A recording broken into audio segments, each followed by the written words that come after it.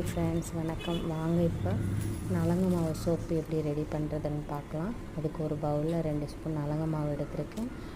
ஒரு 2 vitamin capsule போட்டிருக்கேன். அதை மிக்ஸ் பண்ண ரோஸ் வாட்டர் எடுக்கிறேன். அதுக்கப்புறம் வாசனைக்காக நான் ஜவ்வாது ஆட் பண்ணியிருக்கேன். உங்கள்கிட்ட என்ன ஃப்ரேக்ரன்ஸ் இருக்கோ நீங்கள் ஆட் பண்ணிக்கோங்க. அப்புறம் கோகனட் ஆயில் போட்டிருக்கேன். இப்போ இதை நல்லா மிக்ஸ் பண்ணி நம்ம தனியாக வச்சிடலாம். அப்புறம் நான் கிளிசரின் எடுத்து டபுள் பாயிலிங் மெத்தடில் ஹீட் பண்ணியிருக்கேன். இப்போ நம்ம ரெடி பண்ணி வச்சுருந்த நலங்கு மாவை மிக்ஸ் பண்ணிக்கலாம் கட்டிப்படாமல். அதுக்கப்புறம் ஒரு சோப் மோல்டு எடுத்து அதில் ஊற்றி ஒரு 4 to 6 hours அப்படியே விட்டோம்னா நம்ம வீட்டிலே ரெடி பண்ணுற நேச்சுரல் நலங்கு மாவு சோப்பு ரெடி ஆகிடுச்சு.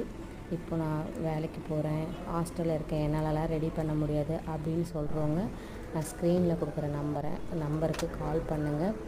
என்கிட்ட நலங்கு மாவு, நீம் சோப்பு, கத்தாழை சோப்பு, குப்பைமேனி soap, wine soap, charcoal soap எல்லாமே அவைலபிளாக இருக்குது.